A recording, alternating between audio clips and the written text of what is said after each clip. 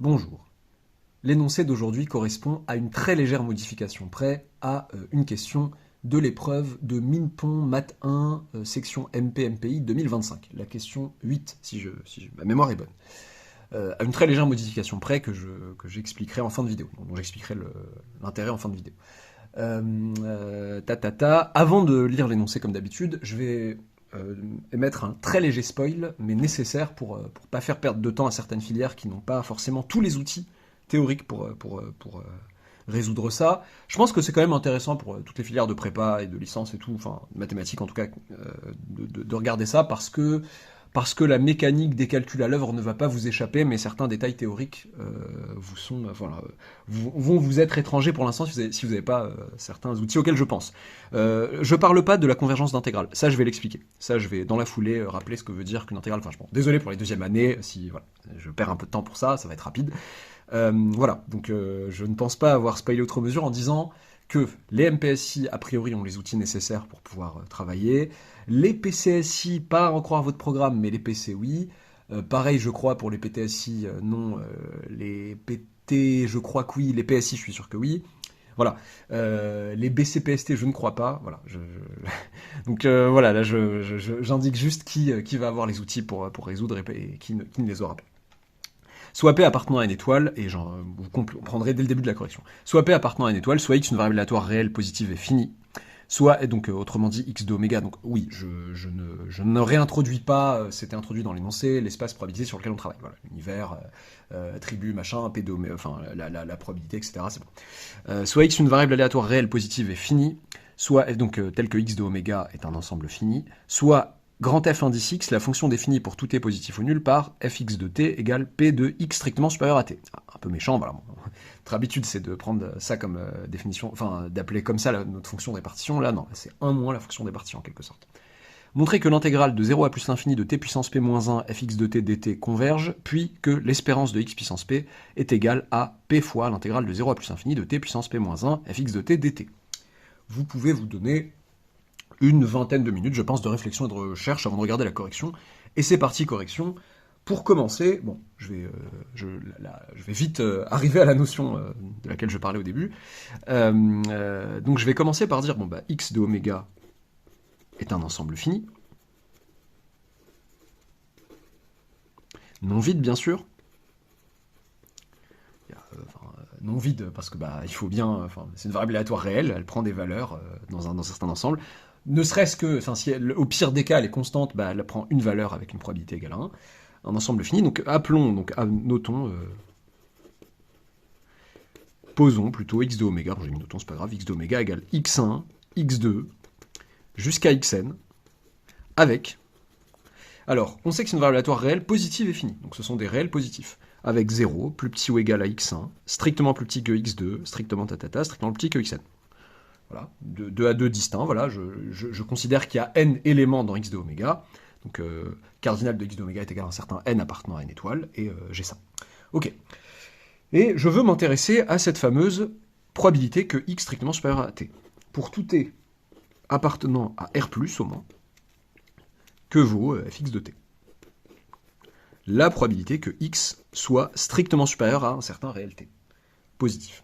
Ok, bon, moi j'ai 0 ici, j'ai potentiellement x1, xi, bah, ça peut être égal à 0, mais ça ne changera pas grand-chose à mon propos, x2, x3, xn, voilà. Et je veux, pour un t fixé, donc imaginez un t réel ici, positif, la probabilité que x soit strictement supérieur à ce t. Bon, la probabilité que x soit... Donc les valeurs prises par x, elles sont là. Et bah, ça va être la somme des probabilités de prendre toutes les valeurs au-dessus strictement de ce t. Ok, donc c'est égal tout simplement à la somme pour k allant de 1 jusqu'à n, de p de x égale xk, avec xk strictement supérieur à t. Donc en réalité, cette valeur va dépendre de la position de t par rapport à mes différents xk. Je vais distinguer les cas ainsi. Je vais dire, si t strictement inférieur à x1, déjà, fx de t, donc la probabilité que grand X soit strictement supérieur à un t qui est strictement inférieur à x1, eh ben, elle est égale à 1. Parce que toutes les valeurs prises par grand X vont être effectivement strictement supérieures à ce t. Si t est supérieur ou égal à xn. Eh bien, la probabilité que grand X soit strictement supérieur à quelqu'un qui est supérieur ou égal à xn, eh ben, va être égale à 0. Il n'y a plus de valeur prise par grand X au-delà de xn. Et pour tout i, alors là je vais faire attention, pour tout i appartenant à 1 n-1, ok, donc là il y aura une petite discussion sur la valeur de n, eh bien, si t appartient à xi fermé, xi plus 1 ouvert, eh bien la probabilité, donc fx de t, qui est, je rappelle, donc la probabilité que grand X soit strictement supérieur à t, donc si je suis compris entre eux, donc j'ai bien fermé en xi, ouvert en xi plus 1. Alors, si je suis en x2, si t vaut x2, je veux dire, eh ben, ça va être la même proba que si t est strictement compris entre x2 et x3. Pourquoi? Parce que c'est la proba d'être strictement supérieure, pour que grand X prenne une valeur strictement supérieure à celle-ci, et donc ça va être la somme pour tous les k allant de i plus 1 jusqu'à n des pk. Alors, j'ai pas introduit mes pk. Je vais appeler, pour tout cas, probabilité que x égale, je vais dire que pk, c'est la probabilité que x égale xk. Ok. Des p indice k. Ok. Très bien. Alors, où est la petite discussion? C'est si n est supérieur ou égal à 2. Ok. Qui a au moins 2 valeurs dans l'ensemble. Vous pourrez me dire, bon, bah ouais, mais d'accord, mais là, on t'a pas forcément permis de considérer qu'il y a au moins 2 valeurs dans l'ensemble. Je leur dis juste, si n supérieur ou égal à 2, j'ai ça, et sinon, bah, vous avez juste ces deux cas-là. Vous avez juste la comparaison à x1. Ok. Donc ça ne me dérange pas en soi. Je n'ai pas besoin de... Je pourrais traiter le cas n égale 1 à part, ma variable aléatoire est constante, et je peux facilement justifier de ce qui se passe, mais ça fait partie de ce cas global, j'ai pas besoin, là, avec ce si n supérieur ou égal à 2, j'ai pas besoin de le justifier, je pense, outre mesure. Ok, mais alors, que dire de la fonction grand fx? Fx est en fait une fonction en escalier. Sur R+, là je vais mettre sur R+, j'aurais pu mettre sur R aussi. J'aurais pu faire démarrer T, pour tout T appartenant à R, ceci est valable. Sur R+. C'est une fonction en escalier sur R+. Des constantes comme ça, des strates d'escalier constantes, comme la fonction partie entière par exemple. Ça, pour le coup, cette notion, je la vois au programme de la plupart des filières de prépa dès la première année. Et vous savez gérer des intégrales de fonctions en escalier. J'ai oublié, en parlant d'intégrales, j'ai oublié d'expliquer ce que voulait dire que cette intégrale convergeait, c'est mal, ça veut juste dire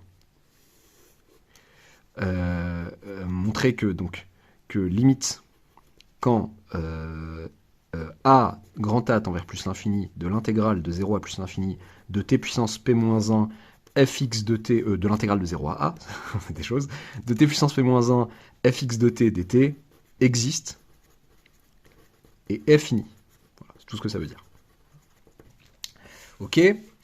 Grand fx, c'est une fonction d'escalier sur R+. S'il s'agissait d'intégrer grand fx, eh ben, toutes les filières en première année savent normalement intégrer des fonctions en escalier. Il s'agit en fait ici, non pas d'une fonction d'escalier, fx oui, mais multipliée par la fonction qui a t associée t puissance p-1, je vais montrer avec une fonction non plus en escalier, mais une fonction continue par morceau. Voilà. Et la fonction qui a t associe t puissance p-1 est continue par morceau, sur R+. Donc, la fonction qui a t associe t puissance p-1 fx de t est continue par morceau sur R+.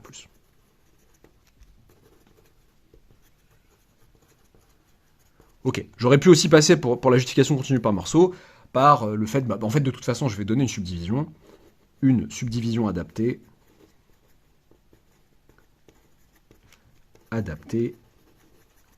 est alors, et bien tout simplement x1 je sais pas comment vous notez vos subdivisions, alors x1 inférieur à x2, inférieur à xn quoi. Ou peut-être, pardon, devrais-je plutôt noter x1, je sais plus, ça fait un petit moment que j'ai pas écrit des subdivisions, x1, x2, j'ai pas noté comme ça, x1, x2, xn, enfin la famille qui est là, quoi, avec, et sachant que x1, bon je sais que certains se permettent de noter x1 inférieur à x2, inférieur à xn, bon c'est pas grave, ça change pas grand-chose. Une subdivision adaptée à cette fonction continue par morceau est celle-ci. J'aurais très bien pu justifier la continuité par morceau en expliquant la continuité sur chacun des ouverts xi plus 1 pour i entre 1 et n-1, et expliquer l'existence de limites à gauche, de limites à droite, finies, etc., tout comme vous le faites d'habitude. Mais je trouve que ça permet d'aller plus vite, de dire ok, j'ai une fonction continue sur R+, une fonction en escalier sur R+, leur produit est forcément une fonction continue par morceau sur R+. J'ai même, si je ne m'abuse, avec vos théorèmes généraux, le droit de dire plus généralement que le produit de deux fonctions continues par morceau sur R+, reste continu par morceau sur R+. Ça, c'est pour les MPSI, entre autres, et tous ceux qui traitent de ça, et les deuxièmes années des filières dont j'ai parlé, qui traitent de ça aussi. D'accord, bon, du coup, je sais comment... alors déjà, non seulement je sais comment intégrer ça entre 0 et grand A, oui, je vais déjà commencer par dire ça, je veux dire que pour tout A strictement, donc non pas strictement positif, mais strictement plus grand tant qu'à faire à xn, plus grand que xn, bien sûr, pardon, pour tout A strictement plus grand que xn, que la plus grande de mes valeurs, eh bien, l'intégrale de 0 à a de t puissance p-1 fx de t dt n'est autre que l'intégrale, donc je vais sommer des morceaux d'intégrale avec Chal, la somme, pour i allant de 1 jusqu'à, alors j'hésite, je vais d'abord commencer, voilà, d'abord celle entre 0 et x1. x1 peut être égal à 0, mais ça ne me dérange pas. Intégrale, donc je disais, de 0 à x1, de quoi? De t puissance p-1, et on a dit que pour t inférieur à x1, fx de t est égal à 1, donc dt, tout simplement, plus la somme pour i allant de 1 jusqu'à n-1. Pourquoi jusqu'à n-1? Parce que je vais intégrer à chaque fois de xi à xi plus 1, de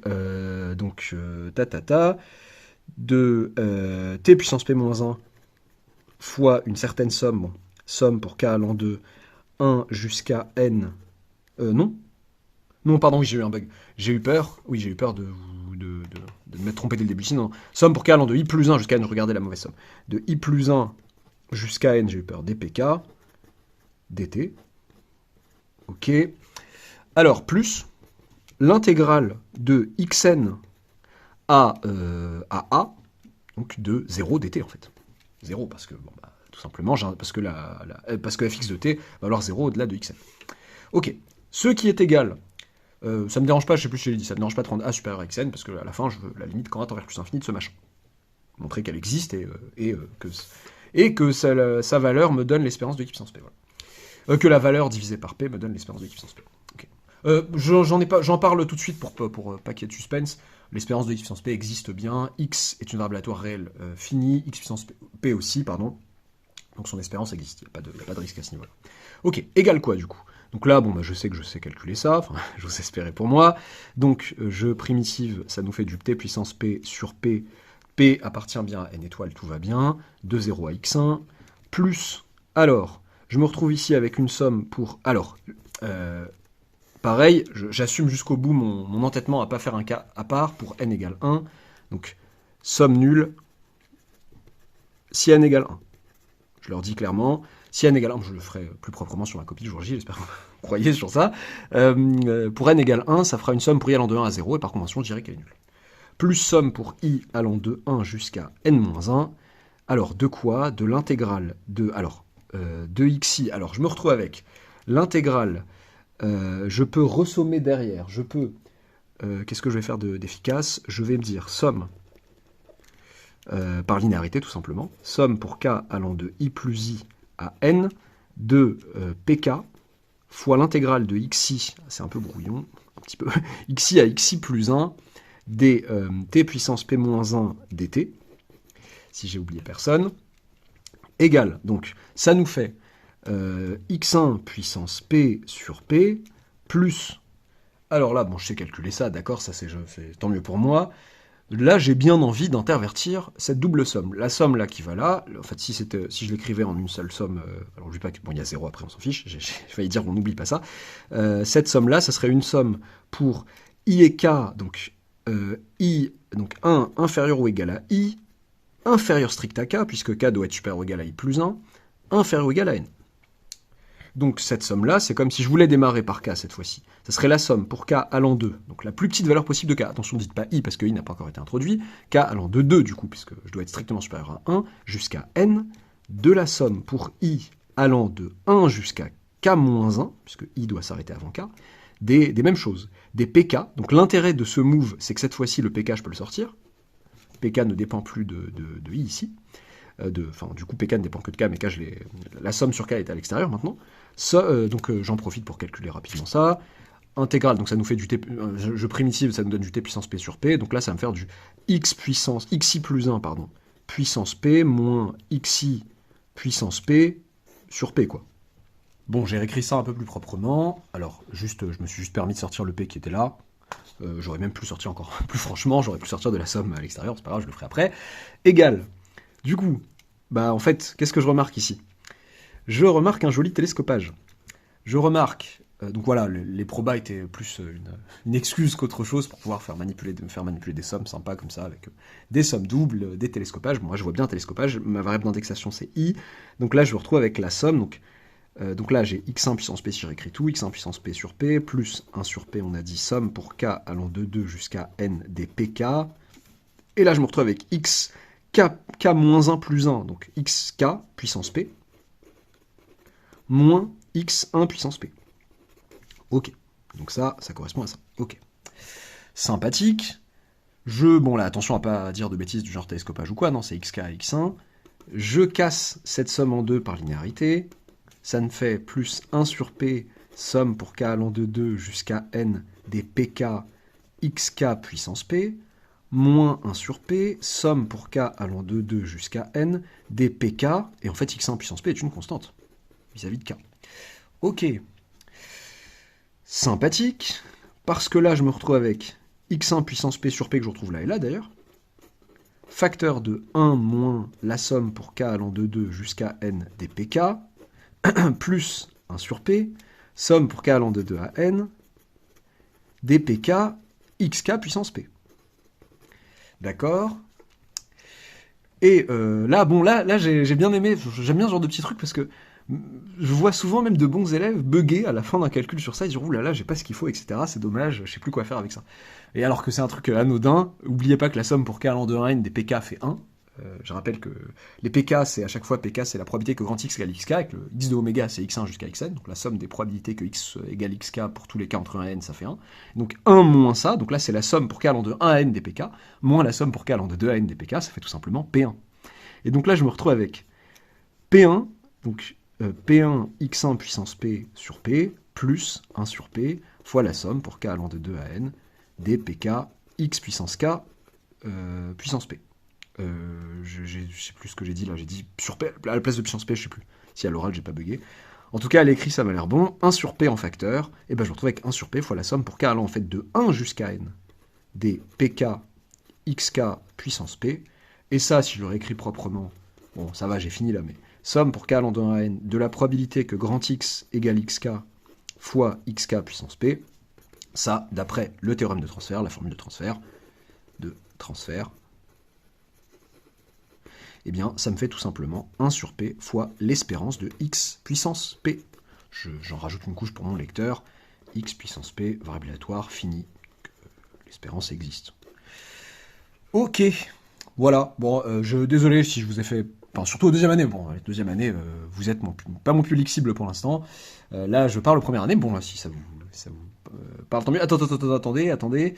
J'ai pas tout à fait fini. J'ai dit que ça, c'était vrai pour tout A strictement supérieur à xn. Oui.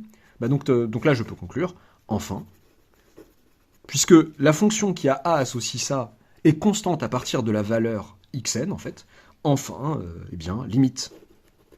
Quand A tend vers plus l'infini de l'intégrale de 0 à A de t puissance p moins 1 fx de t dt est égal à 1 sur p espérance de x puissance p, d'où l'intégrale... Ah oui, ça va me permettre, oui, j'ai failli oublier un truc aussi, d'où l'intégrale de 0 à plus l'infini de t puissance p moins 1 fx de t dt converge, et espérance de x puissance p égale p fois la valeur de cette intégrale. L'intégrale de 0 à plus infini de ça, c'est ça, et ça fait 1 sur p fois ça, donc je passe le p de l'autre côté, ça fait tout simplement p fois l'intégrale de 0 à plus infini de t puissance p moins 1 fx de t dt. Voilà. Ok.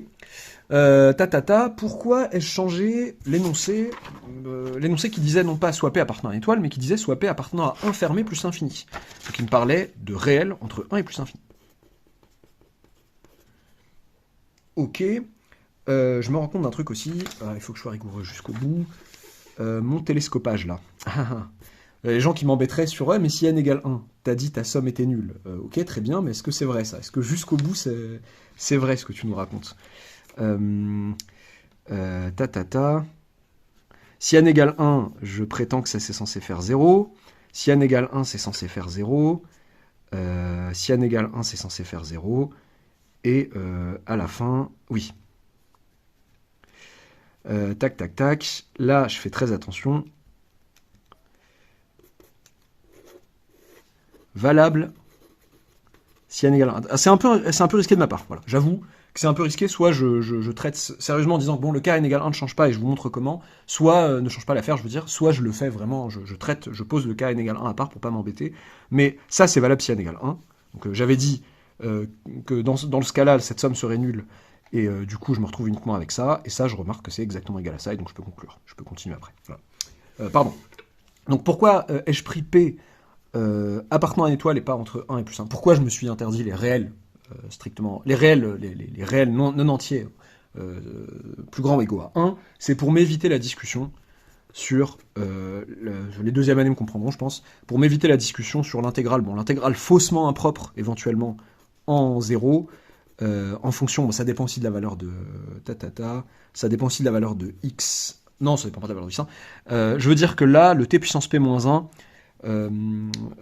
tout simplement, là, en prenant P appartenant à une étoile, la fonction qui a T associée T puissance P-1, elle est continue sur R+, pas d'inquiétude en 0, et pour P réel plus grand que 1, donc P-1 réel positif, mettez, je dis n'importe quoi, P-1 pour être égal à pi, eh bien, la fonction qui a T associe T puissance pi n'est pas forcément à moins de rajouter une convention définie en 0. Elle est prolongeable par continuité en 0.